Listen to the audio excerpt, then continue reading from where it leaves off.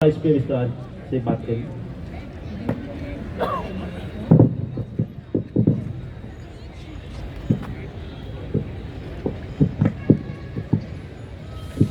Hello, हाँ नमस्कार।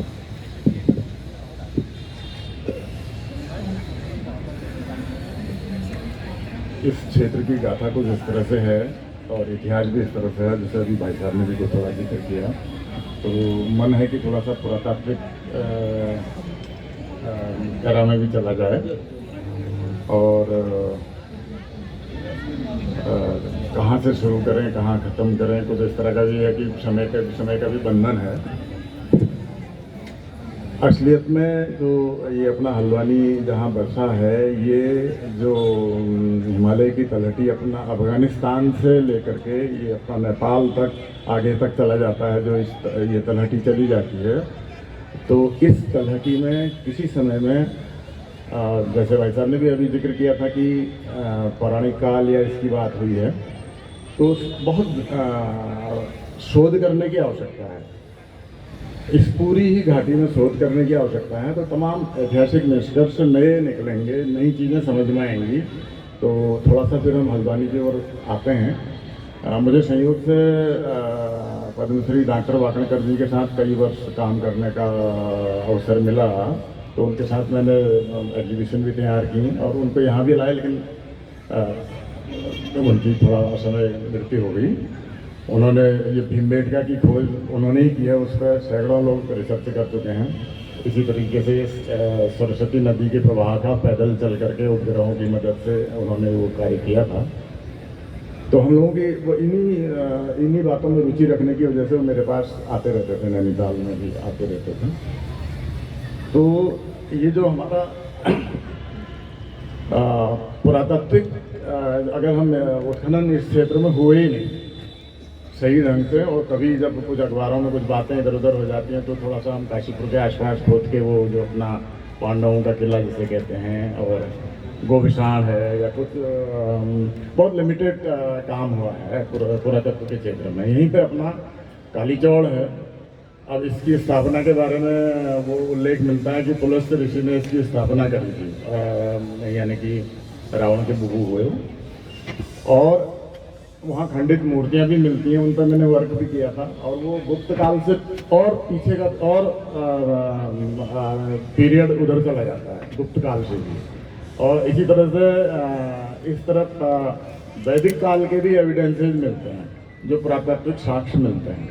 लेकिन हम लोग क्योंकि नियोजित खुदाई या नियोजित कार्य हम नहीं करा सकते, अधिकृत नहीं है, तो उसमें कई बार हमने इन चीज़ों को दिया भी था। और कई बार वो पेपर्स में भी आया, शोध वगैरह में भी है, मेरे शोध वगैरह में भी ये सब चीज़ें हैं। और जैसे कि किस तरह के गवाक्ष हैं, किस तरह से खंडित मूर्तियां हैं और उनके क्या क्या चीज़ें। तो ये इतिहास जो है, क्योंकि यहाँ का भूगोल इस तरह का था, इस एरिया का, कि बीच बीच में प्रचंड बाढ़ें वगैरह वगैरह इस तरह की तबाही आती रहती थी। क्योंकि हिमालय जब हिमयुग के बाद से ही जब कभी हिमखंड यहाँ शांत हुए होंगे, तो ये सब मलबा के रूप में वो सब चट्टानों का चूरा है, उसी पर ये पहाड़ बसे हुए हैं, इसीलिए ये कहीं न कहीं इनमें कमजोरी भी है। तो जैसे पुरातात्विक चित्र हैं, शैल चित्र जो हैं, वो हमें यहाँ आसानी से नहीं मिल पाते। ज़्यादातर जगहों में ये चित्र खराब हो जाते हैं, वेदरिंग हो जाती है। तो इस पर काम करने की एक तो ज़रूरत है अभी, और नए शोधकर्ताओं के लिए इतना अवसर है कि बहुत कुछ कर सकते हैं। मैं थोड़ा सा मतलब विषय की, वैसे ये हल्द्वानी से संबंधित ही है। अब इसी तरह से अब जब हम इस काल में आ जाते हैं, ये सारा कालखंड छोड़ करके उस हल्द्वानी की तरफ या उन जगहों की तरफ आते हैं जो अभी हमसे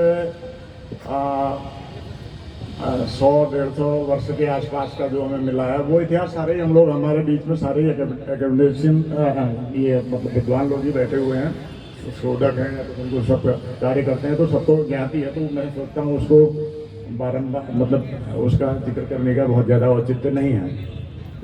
तो हल्द्वानी से भी पहले इधर जो अपना गोलापार वाला क्षेत्र है, गोलापार से उस तरफ एक चोरगलिया जगह आजकल कहलाती है।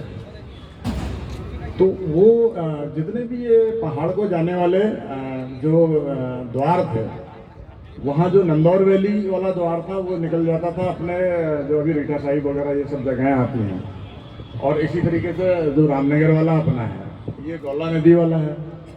तो चोरगलिया जो क्षेत्र है, चोरगलिया अपने शोध के दौरान ही मुझे पता लगा, मुझे भी बड़ा आश्चर्य भी हुआ कि फर्स्ट नॉर्थ इंडिया का और north province rather than north India का फर्स्ट प्लैंड इरिगेटेड एरिया है वो चोरगलिया। कभी इतना, और तो वहाँ के लोगों से पता लगता है कि 3 बार बस के 3 बार बर्बाद हो गया, कुछ न कुछ ऐसा कुछ हुआ, उजड़ गया। तो वहाँ क्या थी, उन जगहों पे बाजार लगा करते थी। तो अभी भी वहाँ वो गाँव के नाम है खौला बाजार, खौला कुछ नहीं होता, वो खुला बाजार, ओपन मार्केट थी। तो ऐसी मार्केट, तो उसमें तिब्बत तक के व्यापारी उतरते थे और यहाँ हमारे जो प्लेन से के व्यापारी आते थे और चीज़ों का एक्सचेंज होता था। मतलब जैसे नमक वगैरह ऐसी चीज़ें वहाँ से लोग ले जाते थे। तो अभी थोड़ा बहुत प्रयास करने के बाद हम लोगों ने वो कोशिश की थी, तो अभी नंदौर वैली के मतलब नंदौर में ये अपना सेंचुरी बन गई है। अदरवाइज वहाँ पर खनन और ये सारा जो उत्खनन माफिया और ये सब पहुँच चुके थे। तो बहुत प्रयास के बाद किया, तो थोड़ा ये चीज़ें जो क्रेशर वगैरह लगाने से वो वैली थोड़ा अभी बच रही है, यद्यपि शुरू ऐसा हो गया। मैं उस वैली का जिक्र इसलिए कर रहा हूँ कि उन लोगों का इस तरफ जाने का रास्ता बाया हल्द्वानी था, यानी कि बाया हल्द्वानी नहीं, बाया काठगोदाम, जो गोलापार के बिल्कुल ऊपर का क्षेत्र, जहाँ काली चौड़ के फुटहिल से नीचे एक बगल से होते हुए जो पुल वगैरह गया है, वहाँ से था। तो लोग पैदल या घोड़ों से और ऐसे करके जाया करते थे। तो जिस जगह पर अभी ये टूटा हुआ पहाड़ हमें यहाँ दिखाई पड़ता है, काफ़ी बड़ा सा, जो अभी हल्द्वानी की हर जगह से दिखता है पीछे ऊपर, अगर हम काली चौड़ की तरफ को देखें, वो पूरा एरिया मेरे पिताजी ने भी दलदल देखा था। उसके आगे जो वो मलबा उतरता रहता था और दलदल बना हुआ रहता था। तो अभी मैं कुछ दिन पहले कभी वो जिन दिनों ये अपना शायद ISBT बन रहा था, क्या बन रहा था, तो वो 40 बॉडीज मिली और ये हुआ वो हुआ, तरह की अफवाहें थी, वो जो भी मिला। और लेकिन उसका कारण वो नहीं था, वो ना लड़ाई में मारे गए लोग, उन लोगों ने बताया वो शहीद हुए लोग थे और ये था, वो कुछ नहीं था। क्योंकि उस ज़माने की लड़ाई के हिसाब से वहाँ हथियार भी मिलने चाहिए थे, वो कुछ नहीं मिला। और शरीर छिन्न भिन्न उस तरह से होने चाहिए थे, जो मतलब जैसे गर्दन कट जाती है ये होता है ना, तो वो भी कोई चिन्ह नहीं है एक्चुअली उसमें। वहीं से लोग दलदल में रास्ता बचा के जाते थे। और ये हमारे फादर की पीढ़ी ने देखा है कि लोग पूरे घोड़े सहित दूर से देख रहे हैं, घनघोर जंगल, और वो धीरे धीरे समा गया कोई कोशिश करने के बाद। और कपड़े को इनामी व्यक्ति थे, तो लोग घोड़े भी रखते थे। तो वो कीचड़ वाले ट्रैक में उन्हें ध्यान रहता था कहाँ से जाना है, और जरा गलती हो गई तो वो पूरा दिन लग जाए भले ही, वो समा जाता था, कोई उपाय नहीं था बचाने का। तो ऐसे बहुत लोग उसमें मारे जाते थे इस उसमें। तो बाद में धीरे धीरे इसमें जंगल हो गया और ये खैर और ये इस तरह के तमाम पेड़ उगते रहे। इतना तो मुझे ही ध्यान है, वो तो छोटे बहुत बड़े नहीं थे। तो ये फादर बताते थे और कई लोगों की, नामी लोगों की बातें बताते थे, अभी मैं नाम भूल रहा हूँ यहाँ पे। तो इस तरह की चीज़ें थी। तो ये, और इसके अलावा जब मौसम ठीक रहता था, यानी कि जब ये बारिश वगैरह नहीं होती थी, तब बारिशें भी ज़्यादा होती थी। चोरगलिया को चेरापूंजी कहते थे इधर का। तो तब और जगह जगह नाले थे, जंगली जानवरों का आतंक रहता था। तो पढ़ने पढ़ाने की भी वहाँ के बच्चों के लिए बहुत कठिनाई होती थी। मेरे टाइम तक भी यही था। तो जब हल्द्वानी बसने का इतिहास आप लोगों को मालूम ही है कि मोटा हल्दू से लेकर के किस तरह से हुआ है और धीरे धीरे करके क्या हुआ है, वो उसमें जाने की ज़रूरत नहीं लगती मुझे। तो अब वो जो बच्चे यहाँ आते थे, हल्द्वानी में आते थे, जैसे पढ़ने के लिए आए, जब थोड़ा हल्द्वानी बसने लगा, ये मोतीराम बाबूराम स्कूल जो था, ये मिडिल स्कूल के रूप में खुला था। और यहाँ पर मेरे पिताजी ने भी कैंप लगाए हैं कई बार, कुछ कई चीज़ों से जुड़े हुए थे, तो इसलिए मुझे ये ध्यान है। तो हम इस पे आ रहे थे, तो एक रास्ता ये था, एक रास्ता इधर था। तो उसको हल्द्वानी को, फिर यहाँ से जाने वाले हल्द्वानी को वल्लीमाल बोलते थे, हल्द्वानी नाम होने से पहले। इसलिए ऐसा कुछ नहीं है कि वो तब बसाया गया कि जब अंग्रेज आए या उन्होंने ये किया। हल्द्वानी अस्तित्व में था और चलता चला आ रहा था। और जैसे पौराणिक काल की भी भाई साहब ने भी बात करी, तो वो निरंतर, लेकिन ये जगह उजड़ती रहती थी। प्रकृति के प्रकोप ऐसे होते थे कि तुरंत उजड़ भी जाती थी। कुछ हो पड़ा, ऐसा हुआ तो फिर लोग फिर भाग खड़े होते थे।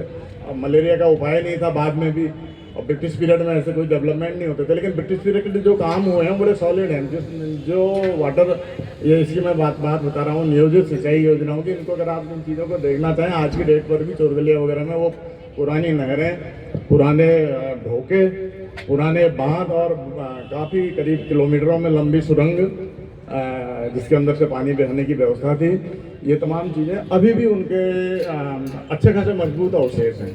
उसको हम अगर संरक्षित करते हैं तो हम उन्हीं का उपयोग कर रहे होते थे। क्योंकि परंतु हमारा जो ठेका कल्चर होता है उसमें हमें कुछ नया काम चाहिए होता है, तो उसके बगल से हमने नई नहर निकालनी है तो कुछ अच्छा पैसा, फिर उसको वो बंद हो जाए तो उसके बगल से फिर कुछ और नई नहर, तो उसी को हम अच्छा कर सकते हैं। ठीक है सर, मैं थोड़ा आपको रोकता हूँ।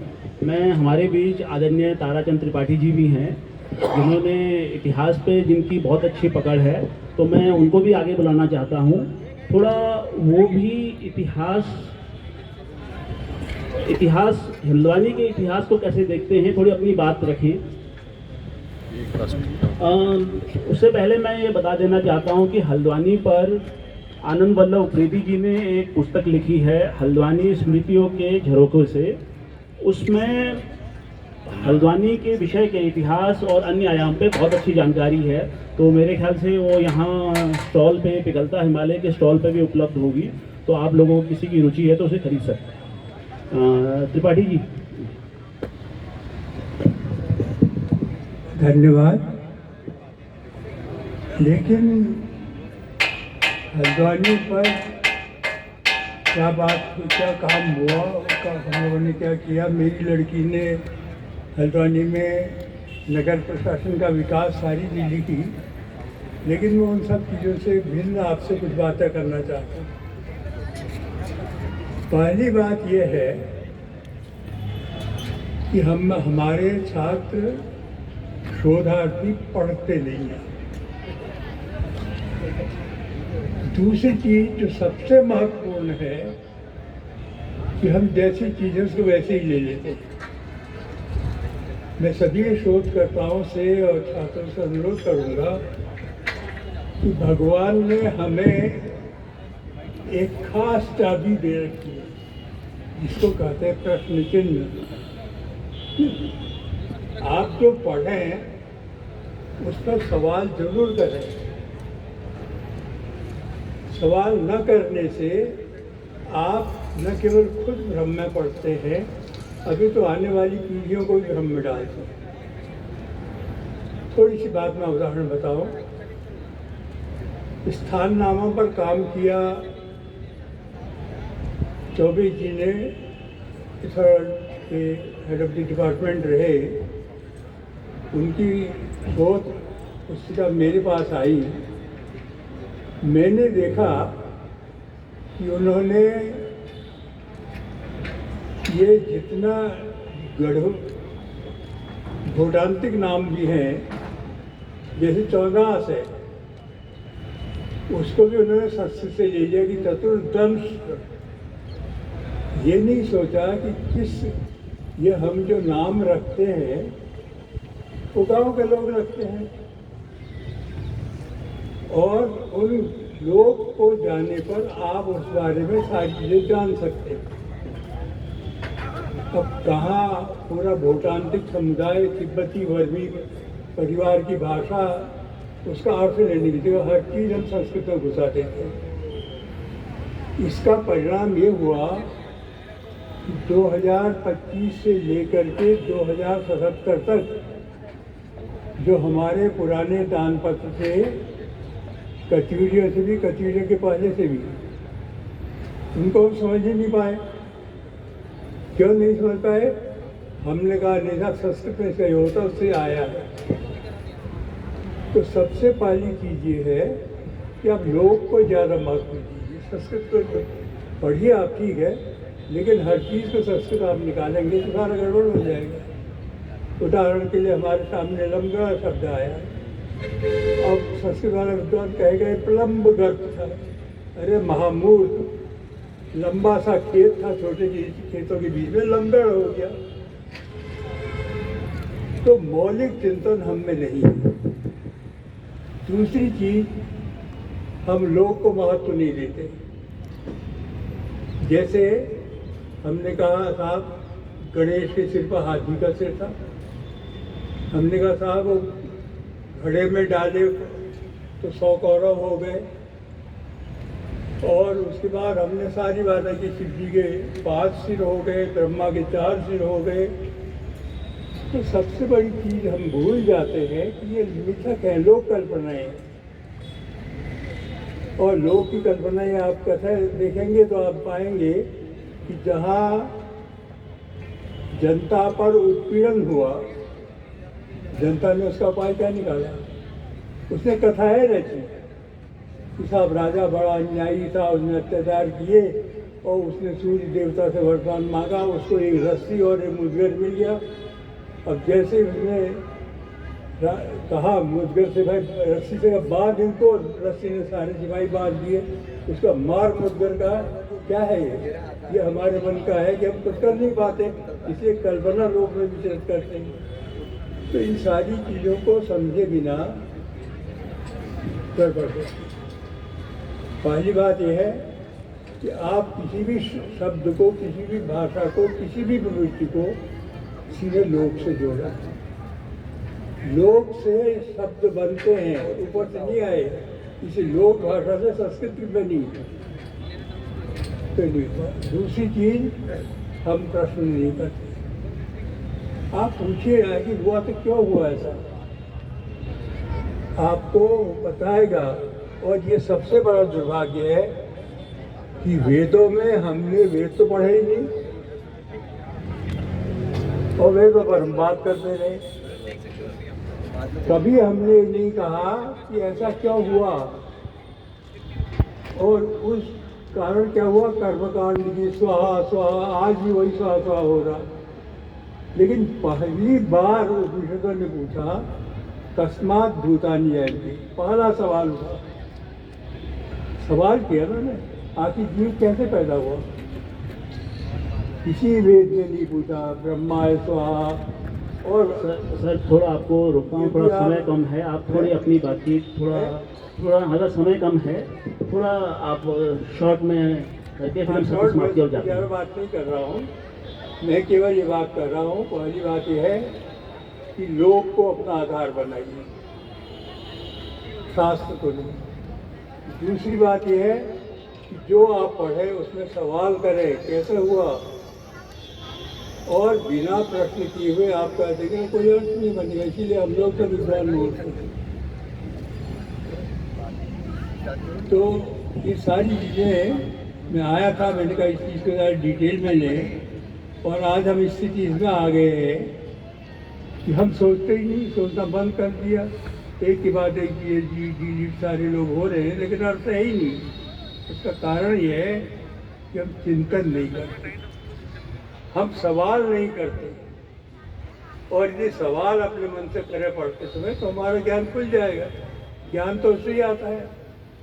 यूरोप में क्या हुआ, अरस्तु कहा गया, पृथ्वी सूर्य के चारों ओर चक्कर लगाती है।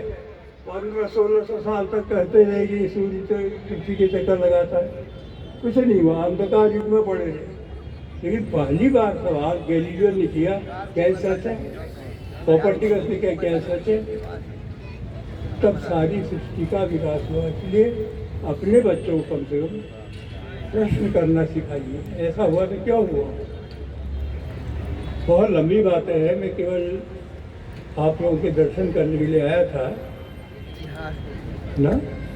तो ज़्यादा बड़ी चीज़, वैसे जहाँ तक मैं सोचता हूँ, इन राजाओं के पीछे मत पड़िए। इन्होंने कुछ नहीं किया है, उत्पीड़न के अलावा कुछ नहीं। आप लोगों को देखिए तो उसमें आपको ये लगेगा कि साहब उसने घटी बाजा घटी बाग से उल्टी नाली से अनाज, सल्टी नाली से अनाज उल्टी से, तो उस इतिहास को लौटाने की जरूरत नहीं है। इन महापुरुषों का कोई योगदान नहीं, सब ऑल्टर लिया। आम आदमी ने कैसे जिंदगी गुजारी, कैसे उसने जीवन को जीने लायक बनाया, इन चीज़ों पर हमें ध्यान देना चाहिए। और सबसे पहली सवाल है प्रश्न। तर्क के बिना कुछ नहीं आता, और यदि ये वेदों के चक्कर में चलते तो हम वही कहते रहते श्वास। लेकिन उपनिषदों ने पहली बार कहा कि जीव कैसे सृष्टि हुई, क्या हुआ, सनातन क्या है। आज हम सनातन सनातन कहते रहे, सनातन को जानते नहीं।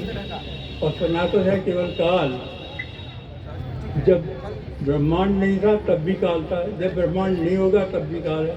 और आश्चर्य है कि गीता के 11वें अध्याय को पढ़ने के बाद भी हम गीता को नहीं समझते। हर आदमी अहंकार से भरा हुआ है, अंधविश्वास फैला हुआ है। चलिए, हाँ सर ठीक है। अब थोड़ा मैं आपसे हाथ जोड़ के माफ़ी कहता हूँ, हमारे पास समय कम है। तो आपका बहुत धन्यवाद कि आप मुरादाबाद से आए यहाँ, सिर्फ हम ही लोग इस सबसे मिलने और अपनी बात रखी। हाँ, तो जो भी